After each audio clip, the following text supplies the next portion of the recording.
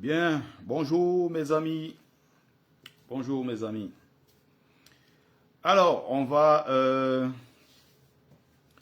décrypter une petite vidéo. Hein. Elle est très importante cette vidéo. Encore une fois, il faut rappeler certaines choses à nos frères africains musulmans et chrétiens aussi. Je rappelle que je suis animiste, hein, pur et dur. Et je défends l'héritage ancestral. Je défends l'héritage culturel, n'est-ce pas, de l'Afrique authentique. Une Afrique véritable.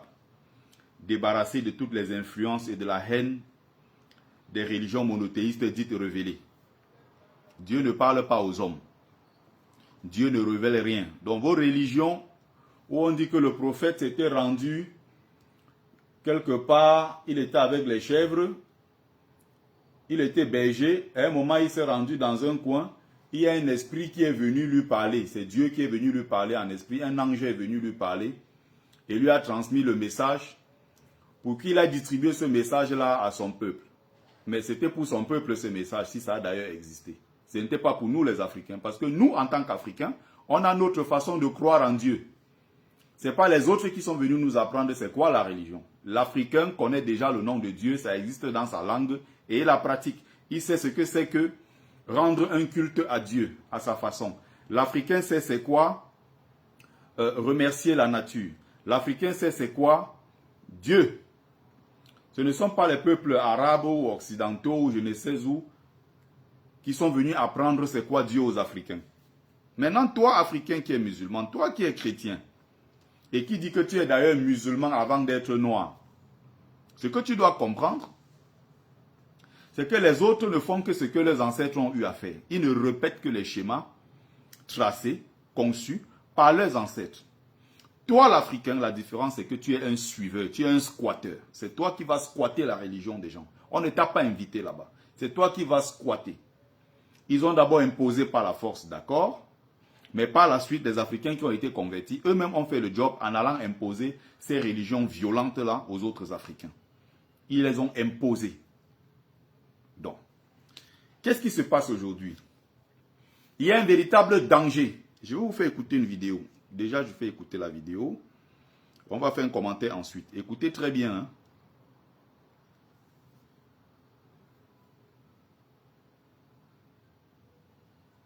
Pour lutter contre les interprétations fondamentalistes, le Maroc s'est lancé dans la fabrication de Corans locaux, des Corans standardisés, objectifs, imprimer 1 million de livres par an, des Corans destinés aux mosquées marocaines, mais aussi expédiés en Europe et en Afrique de l'Ouest.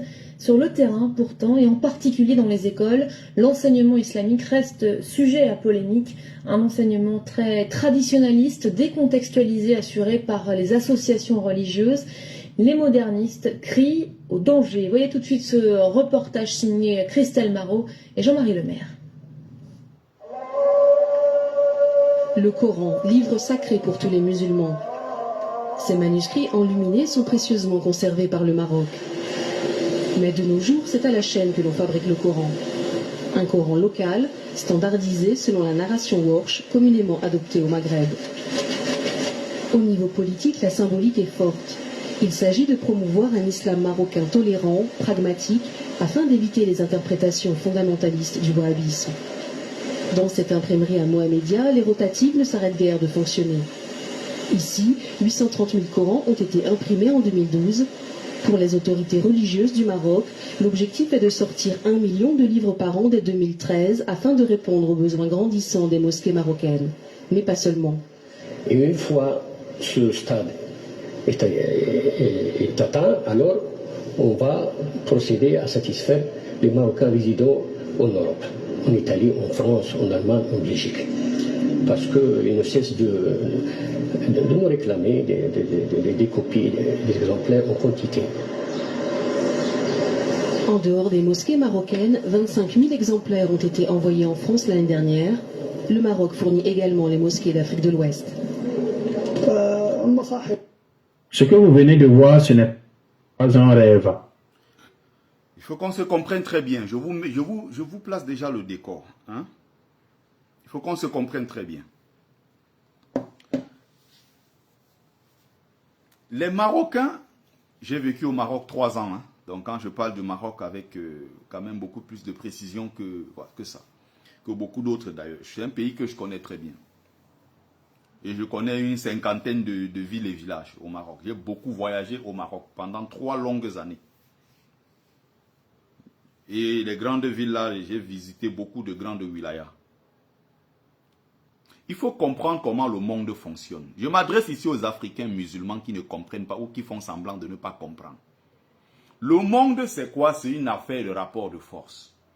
C'est une question de chacun se met en évidence. Les Marocains sont musulmans. Est-ce que vous comprenez le piège qu'il y a dedans?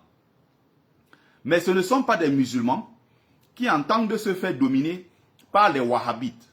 Wahhabites ici, ça vient de Abdel Wahhab, qui est l'ancêtre de tous ces gens que vous voyez là, Arabie Saoudite, le Qatar et tout ce que vous voyez, les pays arabo-musulmans du Golfe Persique, là. Émirats Arabes Unis et tout ça. Mais le maître du jeu là-bas, c'est l'Arabie Saoudite, le Qatar. Ce sont ces pays-là qui financent un islam rigoriste, fondamentaliste, violent. Ce sont eux qui financent les cités, pour ceux qui ne le savent pas. Les millions de musulmans qui sont maghrébins, la plupart, bon, les Africains comme des moutons aussi ils suivent la mouvance, ils n'ont pas le choix, donc ils obéissent tout simplement. Il ne faut pas oublier que la plupart de ces musulmans africains qui sont ici en Europe, en France, en Belgique, en Hollande, en Italie, un peu partout, ils suivent, en fait, ils subissent une autre sorte d'islam, une autre influence religieuse à l'intérieur même de l'islam. Il faut savoir qu'il y a plusieurs islams. Et tout ce qu'il y a comme terrorisme, les guerres, et les premières victimes même de l'islamisme même, ce sont des musulmans eux-mêmes. Vous avez l'islam chiite et vous avez l'islam sunnite. Les deux là se font la guerre depuis des siècles. Ça ne date pas d'aujourd'hui. Donc les victimes de ceux même quand les gens vous entendez, on dit qu'il y a un attentat quelque part, ceux qui meurent, ce sont des musulmans eux-mêmes qui meurent dedans. Ce qui s'est passé ici à la promenade des Anglais à Nice, il y a eu une centaine de morts et tout. Il y avait plus de la moitié, c'était des musulmans. C'était des Marocains, des Algériens, de ceci, de cela. Donc, au sein même de l'islam, il y a des divisions. Et il y a à l'intérieur des idéologies, des influences religieuses. Mais les Marocains, pour éviter le danger et faire que leurs enfants qui sont musulmans plongent dans le radicalisme, plongent dans le fondamentalisme wahhabite, c'est pour ça qu'ils parlent du wahhabisme à l'intérieur, pour ceux qui ne comprennent pas ce qui se passe. Ils ne veulent pas donc que leurs enfants sombrent dans le wahhabisme, parce que quand vous voyez les pratiques religieuses ici en France, ça fait peur. Vous avez des jeunes qui sont dans les rues, quand ils te parlent d'islam, tu as l'impression qu'ils parlent d'un islam qui sort de la planète Mars, un autre genre d'islam. Mais ce sont des influences religieuses qui viennent du wahhabisme, l'Arabie Saoudite, le Qatar et tout ça. Ce sont eux qui influencent maintenant la religion musulmane en Europe. Or, quand tu vas maintenant côtoyer les Marocains, les Tunisiens, les Algériens et tout ça, mais je parlerai plus du pays que je connais, qui est le Maroc. Les Marocains ne sont pas comme ça. Ils ne sont pas comme ça. C'est un pays ouvert, le Maroc, très ouvert. C'est un pays très tolérant. Il peut y avoir des moments où ça ne va pas dans le pays, où peut-être on fait la chasse aux migrants. Il y a des moments où dans le pays, un noir peut se faire tabasser quelque part, parce qu'il y a peut-être un noir, parce que c'est des gens qui n'arrivent pas à faire la différence. C'est-à-dire que, bon, toi, on te voit, un noir, c'est Mamadou. Et donc, si un Mamadou est allé, il a peut-être volé une femme arabe, ou un Marocain, prenons l'exemple comme ça. Si tu passes, quand il sort, peut-être il a son couteau, il est en train de chercher l'Africain qui lui a fait du mal. Lui, dans sa tête, c'est Mamadou. Donc, dès qu'il sort en route, le premier noir qu'il va voir, si tu es même étudiant, tu es, je ne sais pas, homme d'affaires, tu es clandestin qui va en Europe et tout ça, lui, il ne fait pas la différence. Lui, il cherchait Mamadou pour rendre la pièce. Donc, tu peux payer le prix comme ça, là, alors que tu n'y es pour rien. Pour eux, Mamadou, l'Africain, c'est Mamadou. Ça s'arrête là. Ils ne sont pas là pour faire la différence qui est congolais, camerounais, ceci, chrétiens, musulmans entre vous. D'ailleurs, même dans leur tête, ils savent que tous les Africains, c'est des musulmans. Et ils connaissent au Maroc, ils connaissent le Sénégal. Peut-être qu'il y a un match de football maintenant. Sénégal, peut-être Maroc, Namibie. C'est là où ils vont se dire, ah, il y a un pays africain qui s'appelle Namibie. 2 jours après, ils ont oublié, ils sont passés à autre chose. Il y a le nom qui va toujours revenir, c'est Sénégal. Parce qu'il y a des liens historiques très forts entre le Maroc et le Sénégal. Et une bonne partie de l'islam soufi qui est pratiqué au Sénégal est d'influence marocaine, le soufisme marocain. Il y a des liens historiques entre les deux peuples-là. C'est pour ça que vous voyez, malgré ce qui s'est passé avec la finale de la Coupe d'Afrique, les deux arrivent toujours à s'entendre, à se réconcilier plus facilement. Du moins, celui qui fait toujours plus de concessions, c'est le noir musulman qui se convertit donc inconsciemment. L'image de leur prophète, c'est l'image des Arabes. Donc, vous comprenez très bien l'endoctrinement, vous comprenez très bien la soumission et vous comprenez très bien ce conditionnement psychique qu'il y a derrière. Mais si vous allez au Maroc, vous avez l'impression que vous êtes dans un pays laïque qui est ouvert à tout le monde. Les gens, il y a des endroits où les gens boivent de l'alcool. D'ailleurs, les Marocains eux-mêmes fabriquent du vin rouge, ils fabriquent beaucoup d'alcool chez eux. Les gens boivent, les femmes marocaines ne sont pas voilées, elles n'ont pas besoin de ça. Si vous allez au Maroc, vous vivez votre vie. Hein. Les gens sont là, voilà, à Marrakech encore, c'est pire là-bas. Vous allez dans les grandes villes, Casablanca, Marrakech, les gens font leur vie tranquillement. Les gens font leur vie. Ils pratiquent l'islam, c'est des gens qui vont à la mosquée, c'est des gens qui prient et tout. Mais dans leur façon de prier, ce ne sont pas des gens... Ce ne sont pas des gens rigoristes. Je dirais, moi, par exemple, j'ai vécu aussi en Algérie. Si je veux comparer, il n'y a pas photo. Par exemple, en Algérie, c'est vrai que les mentalités commencent à changer au fur et à mesure. Plus le temps passe, c'est en train de changer. Par exemple, c'était très très mal vu. Pourtant, j'étais dans une grande ville hein, comme Oran en Algérie. C'était d'ailleurs très très mal vu que par exemple tu sois un Africain. Quand nous on allait dans les marchés chercher des petits jobs, c'est-à-dire que tu vas dans des marchés, il y a des femmes parfois qui ont besoin des bricoleurs. Du bricolage chez elles, ou bien transporter sa bouteille de gaz, l'accompagner, ou bien porter ses fruits et légumes, l'accompagner. Après, elle te donne quelques dirhams et tout pour te soutenir et tout ça. C'était toujours très mal vu, c'est-à-dire que quand tu marches avec elles, les Algériens, c'est toujours très violent. Soit on va te jeter les pierres, soit on va te demander, mais qu'est-ce que tu fais avec un... On va lui demander à elle, la dame, hein, qu'est-ce que tu fais avec un black? Des choses comme ça, en fait. Mais, quand tu arrives, voilà, moi, au départ, je ne comprenais pas. Je marchais avec la dame comme ça, côte à côte. Par exemple, j'allais l'accompagner, j'allais porter ses courses et tout. Mais je ne comprends pas pourquoi elle fuyait toujours les pas, elle avançait toujours plus vite que moi. Et moi, j'essayais de la rattraper. Moi, je ne comprenais pas que non, en fait, c'est parce qu'elle ne veut pas qu'on sache qu'on est ensemble, quoi. Tu vois, mais les courses étaient lourdes, donc il fallait aller l'accompagner. C'est au fil du temps, quand tu vis là-bas, ma soeur adorée, Macabo de l'Ouest, j'espère que tu vas bien.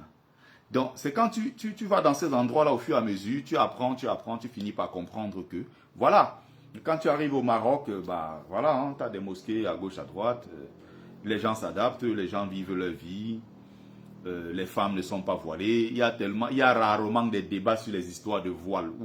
C'est en France que moi j'ai vu ça, hein, où ici je vois les mêmes Marocaines qui là-bas ne se voilent pas, dans un pays où je sors de là, les gens ne se voilent pas. J'arrive en France, je vois, il y a des débats sur le voile tout le temps. Je vois même des gens mettre même le voile intégral, les burqas et toutes ces choses-là et tout ça. Mais pourtant, je ne voyais pas ça.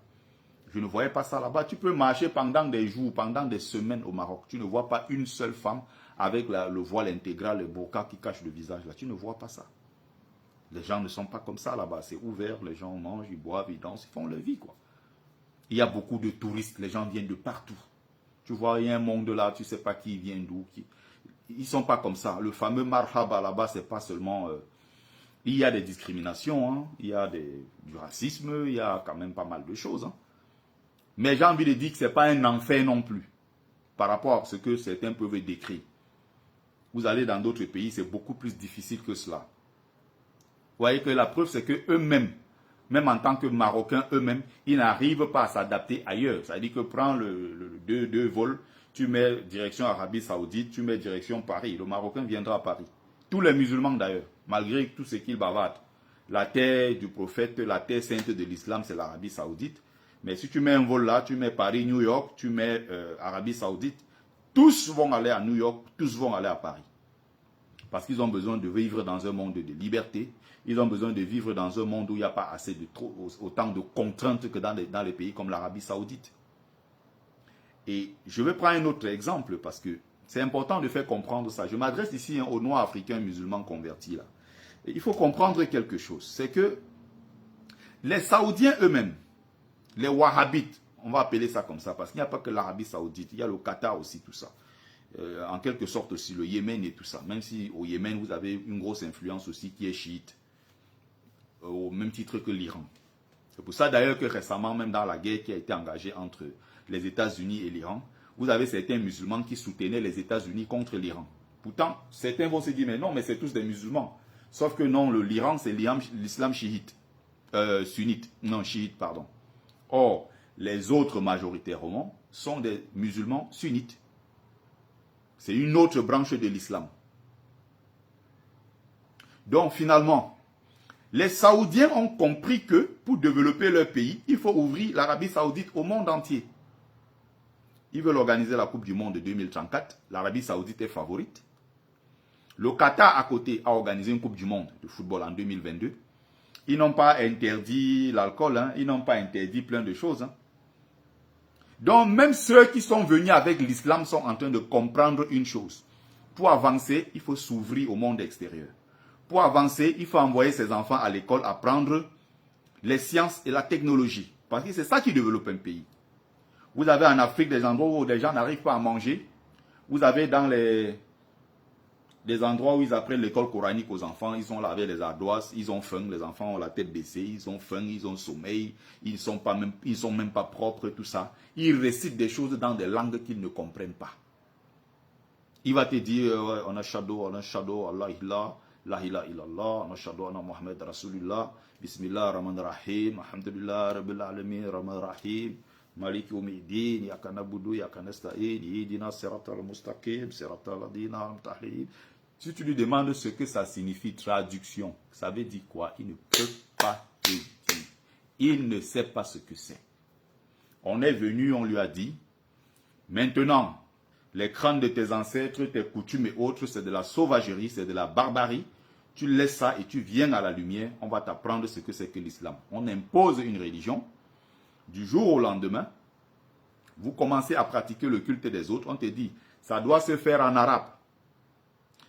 Tu dois prier en direction de la Mecque, c'est-à-dire que tes énergies, tu les envoies à un égrégore du côté de la Mecque que tu ne connais pas. Tu dois pratiquer cette religion-là uniquement dans la langue arabe, parce que c'est la langue du paradis et c'est la langue qu'on parle le jour du jugement. Ça veut dire que tout le reste du monde entier qui ne parle pas arabe ira en enfer. Donc, il y a cette influence-là wahhabite aujourd'hui en Occident. Et les Marocains veulent éviter ça. Le wahhabisme est en train de s'imposer. Vous savez comment ça se passe souvent en France? Vous avez des gens, par exemple, il y a des femmes, on dit non, ne marchez pas avec le voile intégral, c'est strictement interdit. Mais elles vont marcher avec, elles s'en foutent. On va mettre une amende de 150 €, de 200 €. En fait, ce n'est pas elles qui payent. Il y a des associations religieuses derrière, pour d'autres qui sont fondamentalistes, qui vont dire avancer. L'objectif, c'est quoi? C'est deux civilisations qui sont en train de se combattre. C'est deux civilisations qui s'affrontent. Et celui qui paye les pots cassés au milieu de tout ça, c'est l'Africain qui est converti. C'est l'Africain converti à l'islam qui subit tout ça. C'est-à-dire que on dit ne portez pas le voile intégral, elle porte.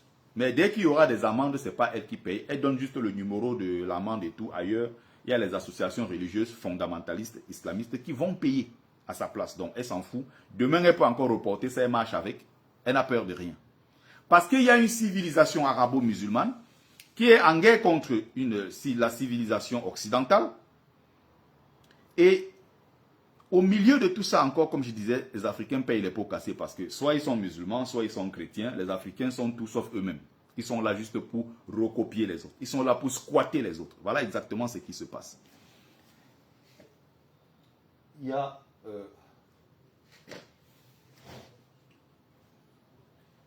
si je le retrouve ici, il y a un ouvrage très intéressant. C'est une dame... si je le retrouve ici, je vais vous le présenter.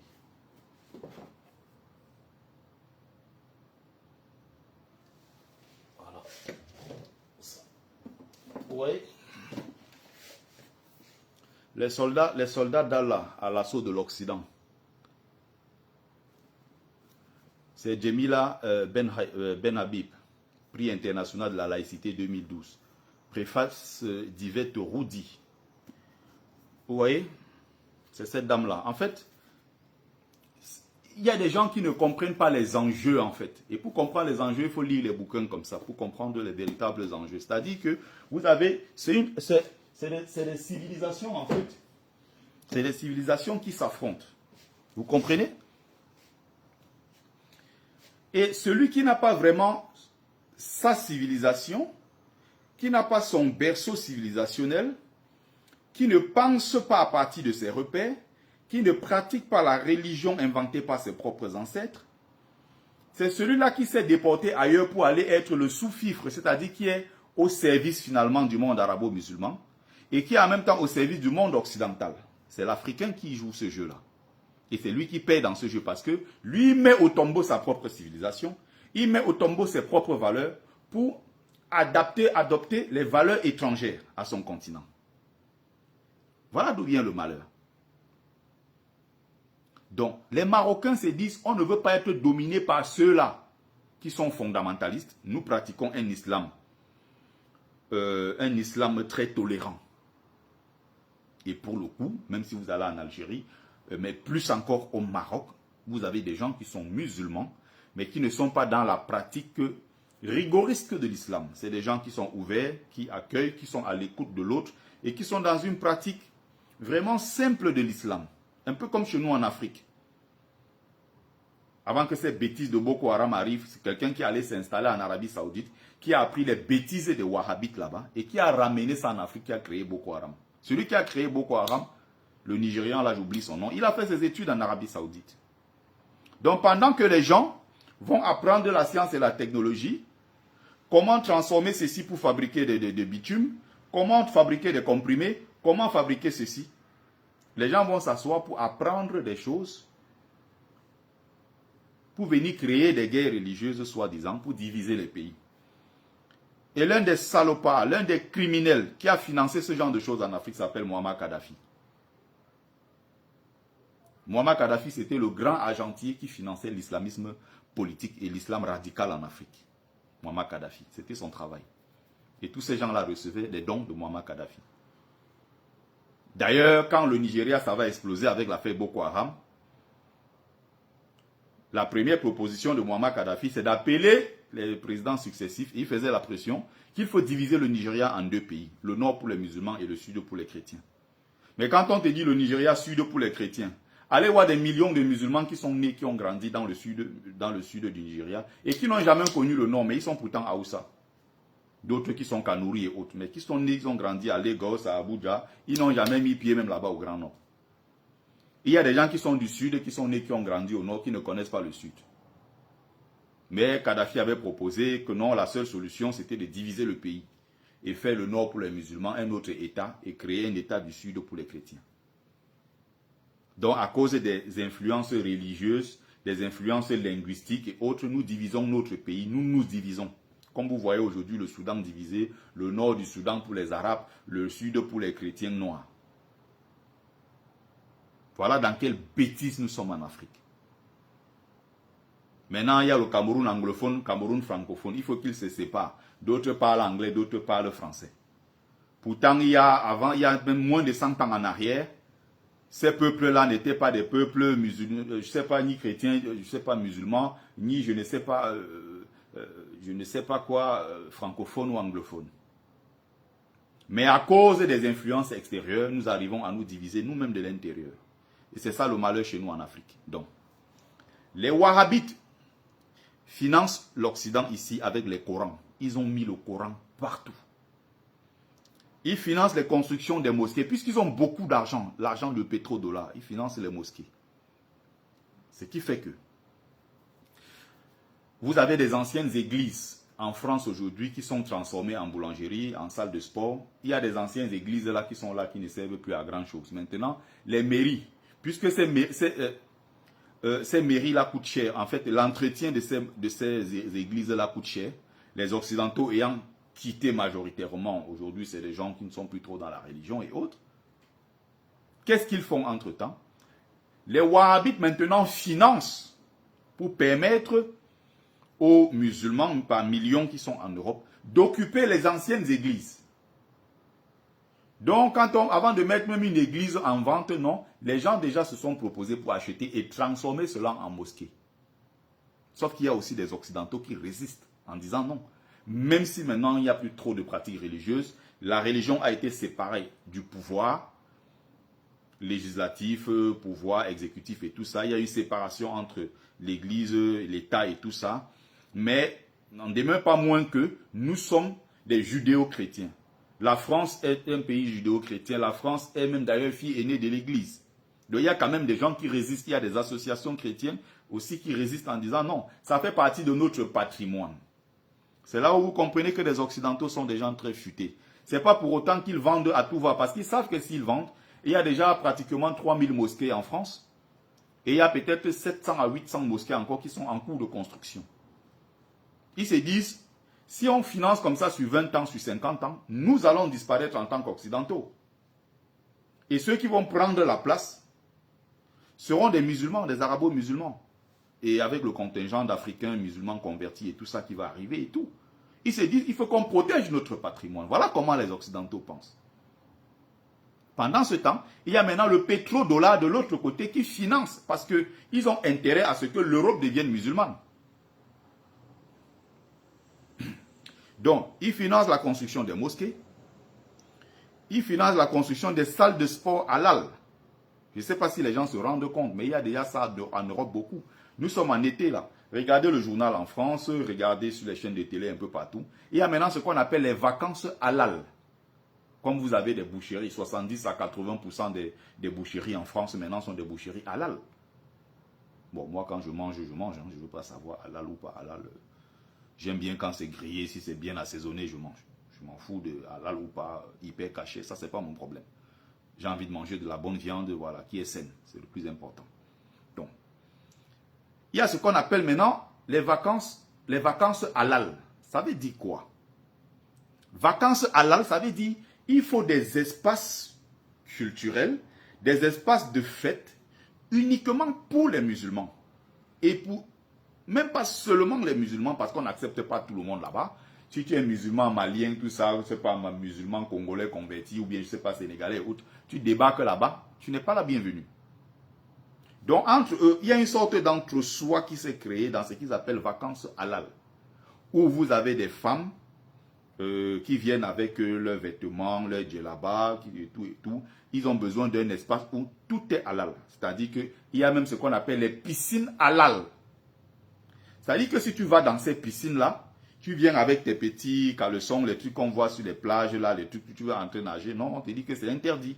Ici, c'est des vacances halal, c'est-à-dire que c'est uniquement pour les musulmans de France et surtout les Arabes, si vous voulez. Donc, ils ont créé cet espace-là et ils sont en train de se battre pour que ça existe davantage, pour que ce genre de sites de vacances halal se multiplient dans toute la France. Et ce n'est même pas seulement une question de France, mais c'est une affaire de l'Europe. Et ceux qui sont derrière ces financements, il y a des Saoudiens. Il y a aussi de l'autre côté maintenant une sorte de mendicité des Occidentaux eux-mêmes. C'est-à-dire que vous avez des dirigeants occidentaux, par exemple, vous avez des maires, vous avez des députés, des élus en tout cas, qui sont à la solde des pays du pétrodollar, l'Arabie Saoudite et le Qatar.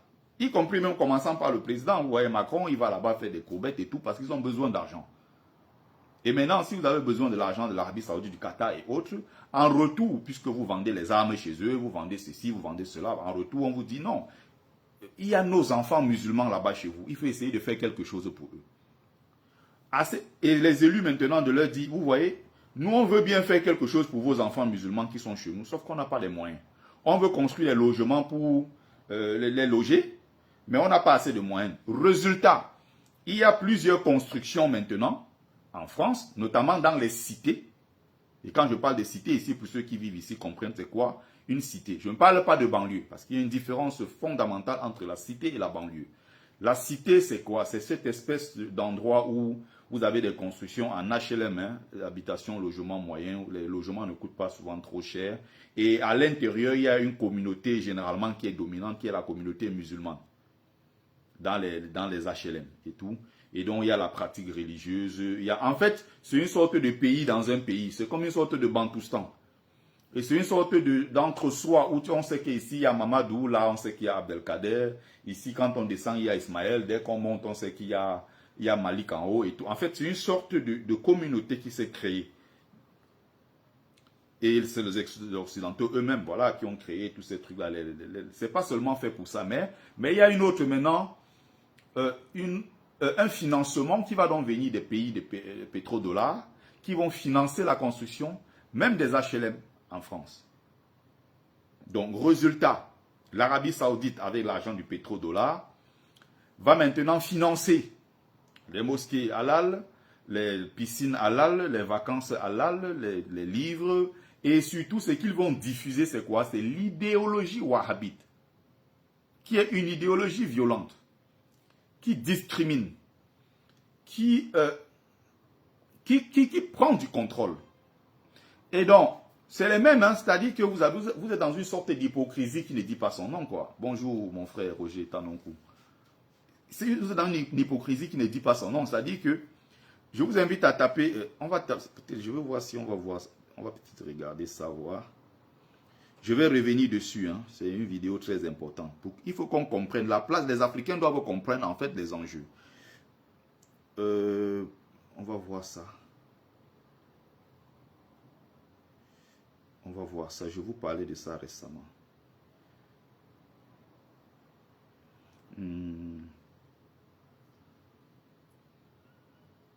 Il y a un pays aujourd'hui.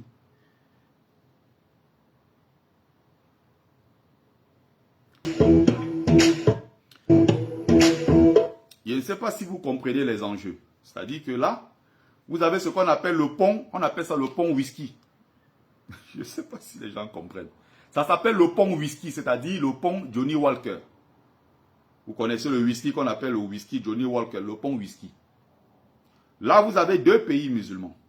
D'un côté, vous avez l'Arabie Saoudite qui est la terre sainte et tout, où on ne doit pas faire du péché, on ne va pas commettre des péchés.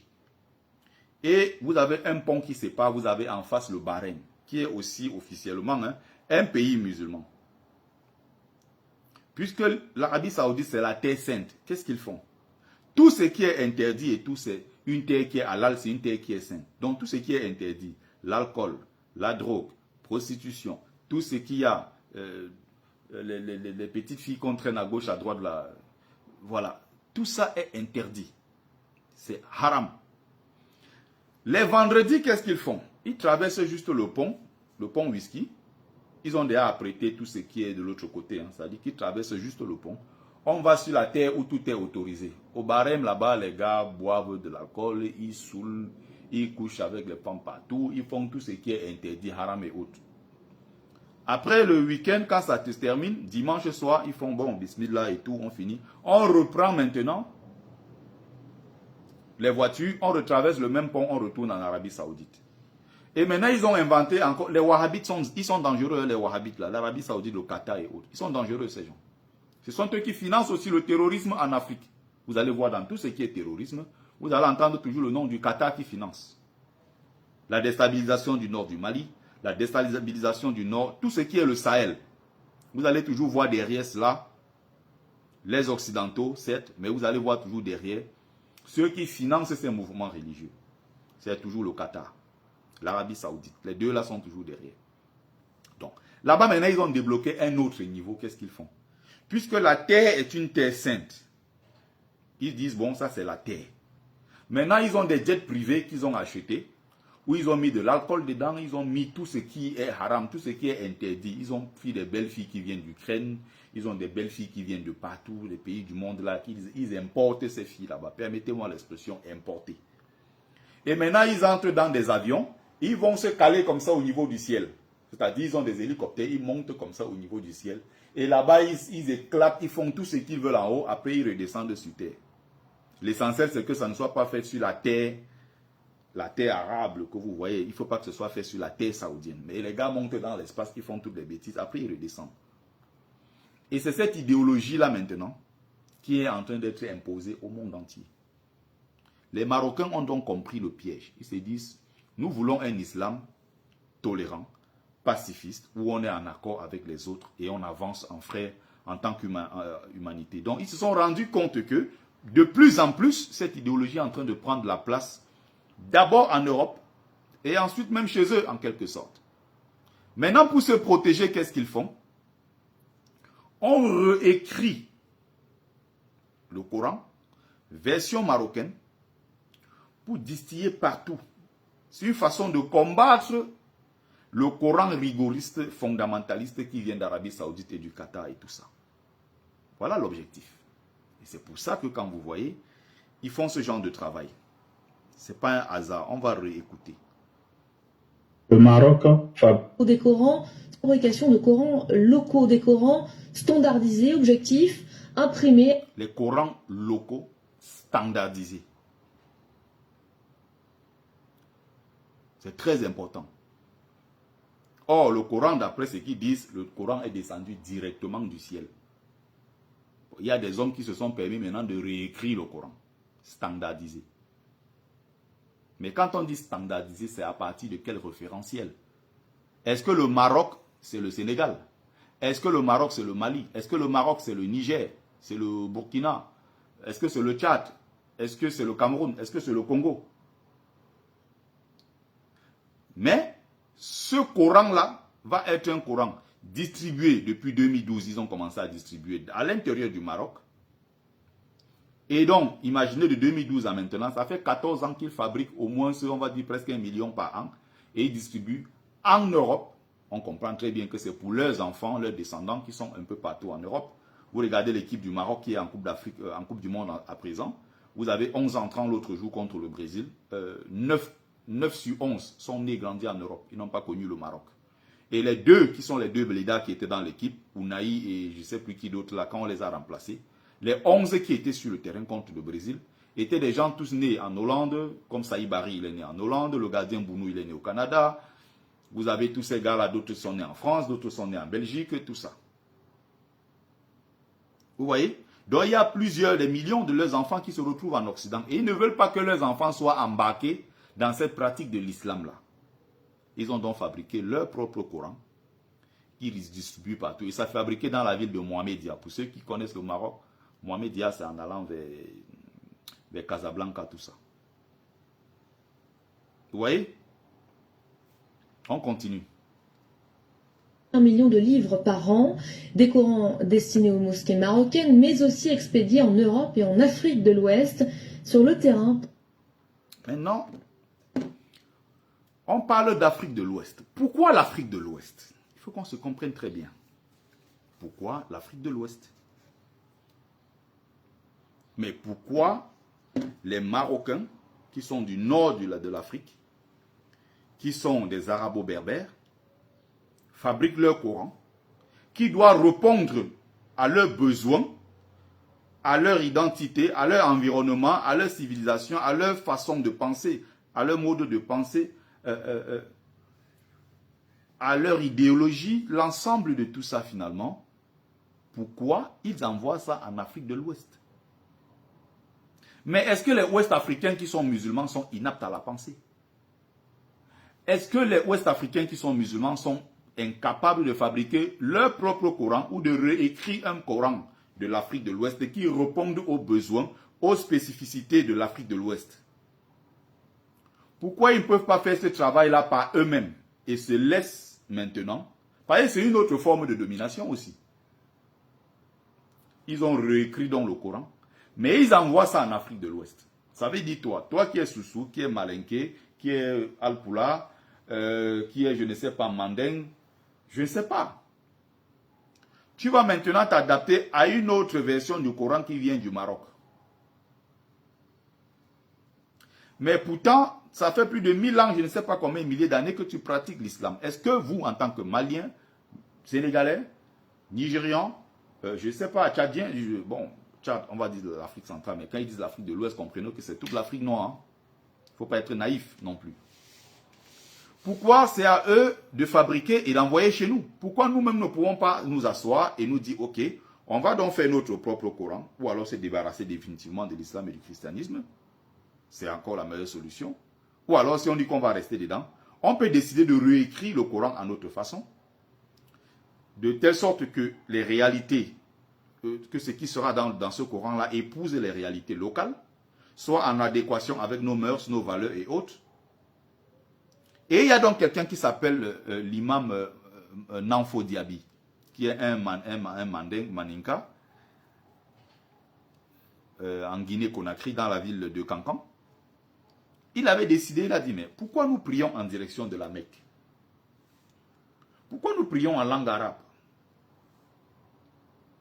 Pourquoi? Et à un moment, il s'est dit, ok, je vais construire ma propre mosquée, une grande mosquée, où on va prier notre Dieu, mais on va prier, on reste des musulmans, certes, mais on va faire notre pratique dans notre langue locale qui est le Maninka. Et donc, on va prier en Maninka. Qu'est-ce qui s'est passé? Des centaines de milliers de gens se sont levés à l'intérieur de la Guinée pour dire que ce n'est pas normal. L'islam, c'est uniquement en arabe. Le Coran, c'est uniquement en arabe. Quand on prie, c'est uniquement en direction de la Mecque. Ils se sont radicalisés contre le monsieur. On l'a arrêté, on l'a tabassé. Et on est allé détruire sa mosquée. Je ne sais pas si vous vous rendez compte jusqu'à quel point l'Africain est con. On est allé détruire sa mosquée parce qu'il a osé pratiquer l'islam dans la langue locale. C'est un peu comme si Dieu n'entend, une façon de dire que Dieu n'entend que l'arabe. Dieu ne comprend que l'arabe. Dieu ne comprend pas le Maninka. Or, ces langues sont supposées être créées par le même Dieu. Il faut comprendre que dans cette histoire, c'est une histoire de manipulation. C'est une question de jeu d'intérêt. Et chaque peuple, chaque civilisation se bat pour ses propres intérêts. Raison pour laquelle je vous parle des luttes des civilisations. C'est des guerres des égrégores également. L'Africain est donc le seul dans tout ça qui ne comprend pas où est le sens, où se trouvent ses propres intérêts. Et quels sont les intérêts qu'il est censé défendre en tant qu'Africain, en tant que Noir.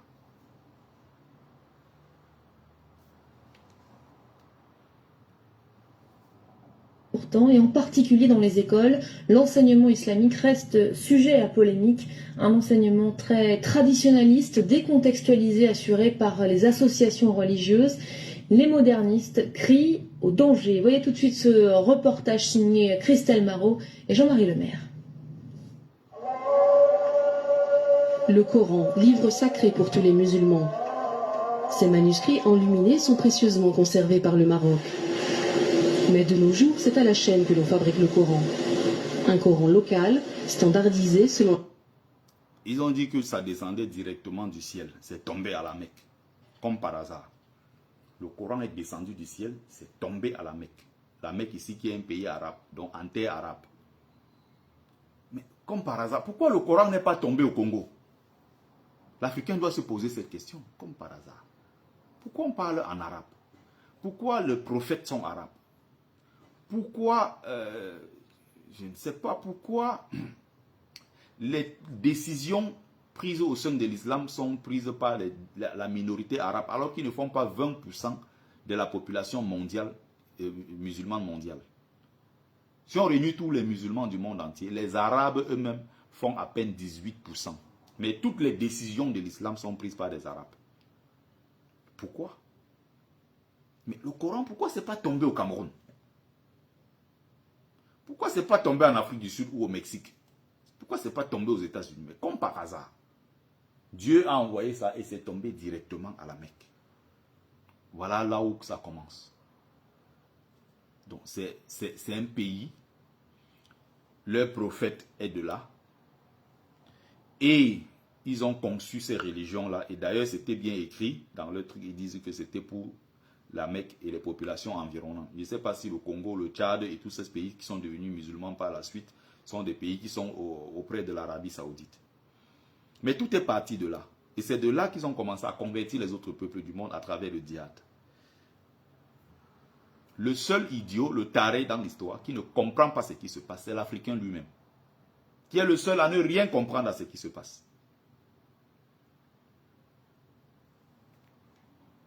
La narration Warsh, communément adoptée au Maghreb. Au niveau politique, la symbolique est forte. Il s'agit de promouvoir un islam marocain tolérant, pragmatique, afin d'éviter les interprétations fondamentalistes du wahhabisme. Dans cette Un islam tolérant afin d'éviter les interprétations du wahhabisme, ce qui vient de l'autre côté. Donc ils ont l'intention de se conserver par eux-mêmes déjà, de protéger leur environnement, de protéger leurs propres enfants, et surtout ne pas laisser que leurs enfants soient... Parce que ceux qui sont ici par millions, qui sont des musulmans, des arabes comme on les appelle, ou les arabo-berbères, il faut savoir que ceux-là sont des seuls à être ici. Il n'y a pas de Qataris ici. Il n'y a pas de Saoudiens dans un HLM en France. Tout cela, ce sont des milliardaires. Quand ils viennent ici à Paris, ils prennent les Champs-Élysées partout. Ils ont des appartements qu'ils ont achetés ici aux Champs-Élysées. Et tout ce qui est interdit là-bas en Arabie Saoudite, ils viennent les pratiquer ici. On les voit traîner là, ici à Paris. Quand vous allez vers tout ce qui est Champ de Mars, vous allez à Paris, les Champs-Élysées, Tour Eiffel, tout ça. Vous voyez les Saoudiens là-bas, dans les grands hôtels et tout. Ils traînent avec des petites filles de 15 ans, 16 ans. Ils sortent des hôtels à gauche, à droite avec. Vous comprenez? Donc, ils savent que leurs enfants ne sont pas visés, ne sont pas concernés par tout ça. Pourtant, eux-mêmes, pour développer l'Arabie Saoudite, le Qatar et autres, non. Leurs enfants ont fait les sciences, la technologie aux États-Unis, au Canada, en Angleterre. Ils ont étudié et ils sont revenus développer le pays. Ils ont fait venir par ailleurs des techniciens étrangers pour développer le pays. Le seul dans l'histoire encore qui ne comprend rien, c'est l'Africain lui-même. C'est-à-dire que vous voyez un gars comme Maître Gims, un petit Congolais, né et grandi en France, ou moi arrivé en France, il y avait je crois 3 ou 4 ans, quelque chose comme ça. Vous avez un gars comme ça qui veut vous montrer que il est un très grand pratiquant de l'islam. Il est un très grand musulman, au point de reprocher aux Saoudiens d'installer des sapins de Noël partout en Arabie Saoudite et de mettre des guirlandes, des trucs de la fête de Noël et tout ça. L'Arabie Saoudite a compris que pour convaincre les autres à venir chez nous, on doit laisser l'islam rigoriste là et autres. On doit éviter de frustrer les gens qui viennent chez nous, soit pour s'installer, soit pour y vivre, soit pour faire du business, je ne sais pas trop quoi. On doit s'ouvrir au monde entier. L'Arabie Saoudite maintenant veut organiser la Coupe du Monde de 2034. Il y a le Qatar qui a déjà montré l'exemple. Vous avez des fêtes internationales qui sont là-bas. Ce n'est pas pour rien que vous voyez, on dit, il y a un match de boxe. C'est en Arabie Saoudite que ça se joue. En fait, ils sont dans une opération de séduction pour faire venir les gens chez eux. Vous comprenez? Et maintenant, ils veulent organiser la Coupe du Monde 2034. Ce sont d'ailleurs les favoris pour organiser cette Coupe du Monde. Ils se disent quelque part, il faut qu'on s'ouvre aux autres aussi. Et vous arrivez dans les aéroports en Arabie Saoudite, les périodes de fête, vous avez des sapins de Noël. Sapins de Noël, ça renvoie à une fête religieuse. Mais vous avez des gens nés et grandis en France qui vous montrent qu'ils sont tellement plus musulmans que les Saoudiens eux-mêmes. Et qui disent que maintenant c'est la terre du prophète, on ne doit pas accepter le christianisme là-bas. Mais eux, ils sont nés et grandissent dans des pays chrétiens. Et il y a ce qu'on appelle en France la prime de Noël qu'on donne à toutes les familles. Sans discrimination de religion ni quoi que ce soit. Tu as droit à la prime de Noël, on donne la prime de Noël. Mais ça s'appelle prime de Noël. C'est à la période là quand la prime de Noël passe. Vous voyez les musulmans, ils sont partout, ils achètent des grosses télés, ils achètent des ceci, des cartons de ceci et tout ça. Ils oublient que tous les jours ils crachent sur les chrétiens qu'ils appellent les kafirs. Mais c'est un gouvernement des chrétiens et tout ça là, la France. Ce n'est pas un pays musulman. Ils donnent cet argent-là, sans faire de discrimination. Et ils prennent, ils mangent, ils insultent les chrétiens. Donc l'Africain, encore une fois, est-ce que les Africains, vous comprenez que vous n'êtes que des sous-traitants et que vous ne serez jamais respectés dans l'islam, vous ne serez jamais respectés dans le christianisme. Vous ne serez respectés que quand vous allez épouser la religion de vos propres ancêtres. Comment vos ancêtres faisaient avant l'arrivée de l'islam et du christianisme? Comment ils pratiquaient leur culte? Comment ils rendaient leur culte à Dieu? Comment ils se comportaient? Comment? C'est en revenant aux sources. C'est en embrassant la totalité, n'est-ce pas, de ces connaissances-là que vous allez vous sentir vous-même aimé et respecté. Et le véritable amour, ça commence par l'amour de soi-même. Quand tu te détestes déjà toi-même, quand tu renies tes propres origines, quand tu te refuses, en fait, tu es capable de tout sacrifier ton soi pour ressembler, n'est-ce pas, à quelqu'un d'autre, pour embrasser les valeurs venues d'ailleurs, Tu n'es qu'un sous-fifre en fait. C'est pour ça que vous voyez, beaucoup sont prêts à blanchir leur descendance. Aujourd'hui, la mode en France, c'est que tous les Noirs, les Noirs-Arabes veulent avoir des femmes arabes. Ils sont très contents de dire que ma femme est tunisienne, marocaine. Vous voyez, tout ce genre de conditionnement mental, psychique et tout ça là. C'est un travail, ça demande beaucoup d'années. C'est pour ça qu'il faut avoir des négro-thérapeutes de ma trempe pour faire ce travail. C'est très important d'avoir des gens comme moi. Même si quand je fais le truc comme ça, ils ne vont pas suivre. Ils sont assis sur les Congossas là-bas. Mais là, je viens de faire peut-être 30 à 40 minutes, 50 minutes, de très haut niveau, de très haute intensité. Ce que je viens d'apporter là, c'est énorme comme contribution. Sauf qu'il y a peut-être certains qui ne sont pas encore au niveau. Certains ne comprennent pas les enjeux. Peut-être qu'ils vont comprendre plus tard. Peut-être mon message n'est pas pour certains maintenant. Mais le message, ça va servir aux gens qui viendront même plus tard et qui vont s'asseoir et qui vont regarder toutes les vidéos, tout le travail que je fais, le travail de conscientisation. Il y a certains Bamileke, quand je parle, ils croient que peut-être je m'adresse à eux directement. Je m'adresse à vous, mais peut-être si vous n'êtes pas encore prêt à recevoir le message, parce que pour que tu puisses recevoir le message, il faut déjà être prêt. Et être prêt, ça veut dire quoi? Il faut que tu fasses déjà un travail de fond sur toi-même. Sinon, c'est que tu n'es pas encore prêt. Parce que dans la spiritualité, quand l'élève est prêt, le maître apparaît. Si le maître n'est pas apparu, c'est parce que tu n'es pas encore prêt. Quand tu vas engager à emmagasiner suffisamment de connaissances, le maître va se présenter. C'est aussi simple que cela. Donc peut-être qu'ils ne sont pas les destinataires. Peut-être dans 5-10 ans, il y a des gens qui vont venir, qui vont peut-être apprendre tellement de choses, dans ce que je dis, dans ce que je porte comme message pour la communauté Bamileke et la communauté camerounaise en général. Donc, nous sommes là dans une situation inédite. À Mohamedia, les rotatives ne s'arrêtent guère de fonctionner. Ici, 830 000 Corans ont été imprimés en 2012. Pour les autorités religieuses du Maroc, l'objectif est de sortir 1 million de livres par an dès 2013 afin de répondre aux besoins grandissants des mosquées marocaines. Mais pas seulement. Et une fois ce stade est atteint, alors on va procéder à satisfaire les Marocains résidant en Europe, en Italie, en France, en Allemagne, en Belgique. Parce qu'ils ne cessent de nous réclamer des copies, des exemples. Ils ne cessent de le réclamer. Mais ça ne veut pas dire qu'il n'y a pas de Coran en France. Est-ce que vous comprenez le fond du problème? Ça veut dire qu'il y a des Corans ici, sauf qu'il y en a qui estiment que c'est comme un poison qu'on est en train de distiller dans la société. Parce que vous avez des musulmans aujourd'hui, d'autres qui sont des imams en France, qui prennent le micro, qui disent aux gens, si vous mangez du porc, vous raisonnez comme un porc.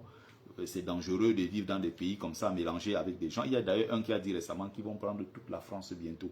Et qui vont occuper toute la France. Tous les gens qui mangent le porc seront sacrifiés et tout ça. Et il dit qu'il a lu ça toujours dans le Coran. Donc, à un moment, il y a certains qui se disent, on va se protéger. On ne va pas entrer dans cette forme d'islam. Parce que nous sommes nés, nous avons grandi en Afrique avec des musulmans. Si tu viens entre les Camerounais, tu ne sauras pas qui est musulman, qui est chrétien. Donc, les gens s'en foutent des choses comme ça au Cameroun. C'est des trucs, ça ne nous prend pas. On mange ici, là, chez le musulman, on va là-bas avec le chrétien, le musulman. En fait, tu ne sauras pas la différence. Parce que chez nous, ce n'est pas quelque chose qui divise les gens. Le tribalisme, certes, ça va diviser, mais les questions religieuses, rarement, au Cameroun. Les chrétiens font leur truc, les musulmans font, bref, les gens vivent leur vie tout simplement. Sans avoir besoin de se compliquer. Mais il y a des pays où c'est la pratique de l'islam est tellement rigoriste et on ne tolère pas ceux qui sont non musulmans. Et c'est ce qui devient dangereux. C'est pour ça que si vous êtes nombreux quelque part, aujourd'hui, tapez sur YouTube pour vous renseigner sur ce qu'on appelle les chrétiens d'Orient. C'est une honte monumentale. Que deviennent les chrétiens d'Orient? Il y avait des millions de chrétiens en Irak, en Syrie, en Afghanistan, au Liban. Et tout ça, ils étaient là par millions. Beaucoup ont disparu. Beaucoup ont perdu leur terre. Beaucoup se sont retrouvés en exil. Beaucoup ont été exécutés. Tout simplement parce qu'il y a cet islam rigoriste là qui a dit c'est une terre des musulmans. Ceux qui sont non musulmans doivent partir. Or, il y avait déjà des chrétiens là-bas, des millions d'années, des centaines de milliers d'années avant. Il y avait déjà des siècles avant, je vais dire, des musulmans dans cette partie du monde. Des chrétiens dans cette partie du monde. Et des animistes aussi. Donc ici, quand je m'adresse au peuple africain, c'est pour qu'on se comprenne très bien que nous jouons le jeu des autres. Et dans ce jeu-là, nous serons toujours les perdants. Parce qu'on ne connaît pas les règles. En quantité. En dehors des mosquées marocaines, 25 000 exemplaires ont été envoyés en France l'année dernière. Le Maroc fournit également les mosquées d'Afrique de l'Ouest. Ce que vous venez de voir, ce n'est On fournit les mosquées d'Afrique de l'Ouest. J'étais récemment en Côte d'Ivoire, vous arrivez en plein cœur d'Abidjan, dans le quartier, comment ça s'appelle, Vétrècheville et tout. Vous avez une très grande mosquée, la mosquée marocaine. Très grande mosquée, et vous avez également la mosquée des Libanais et tout ça. Vous avez, voilà, de plus en plus. Sauf que nous sommes toujours dans le truc, dans les choses des autres, comme on dit. Nous ne sommes jamais vraiment dans nos propres choses. Récemment, au Burkina Faso, la journée religieuse de célébration des traditions, de l'animisme et tout ça. Vous avez des jeunes musulmans burkinabés qui se sont levés, ils sont venus, ils ont saccagé des trucs. Sauf que ça n'a pas menti sur eux. La bataille était très rude. Donc vous avez des journées où vous faites votre culte musulman, il n'y a personne qui vous embête. Les animistes disent qu'ils veulent aussi célébrer leurs ancêtres. Vous vous levez, vous venez casser. Sauf que le jour-là, ça a cuit sur eux. Et je pense que la prochaine fois, ils ne vont pas le répéter. Parce qu'on est dans un environnement où les gens sont intolérants. Du moment où ce n'est pas ce qu'ils pensent, du moment où tu n'es pas de leur cercle, du moment où tu n'es pas de la même religion, on fait tout pour t'écarter, on fait tout pour te combattre et te faire disparaître. C'est ce qui est finalement très dangereux, l'intolérance. L'intolérance détruit. Donc, est-ce que les Africains ont compris ce qui se passe derrière? J'espère que vous avez très bien compris. C'était Bertie Le Kamite, l'imperturbable négro-thérapeute, défenseur des causes justes qui avance malgré les vents contraires. En espérant que ça vous a plu, partagez massivement. Vie, force, santé à vous. Pluie de bénédictions ancestrales. C'était Mumbeso Mbiumbon, grand notable de Dieu que je suis, porteur et propagateur du savoir ancestral, descendant de la dignité et de ceux qui n'ont jamais trahi. Otep, Otep, Otep. Salut.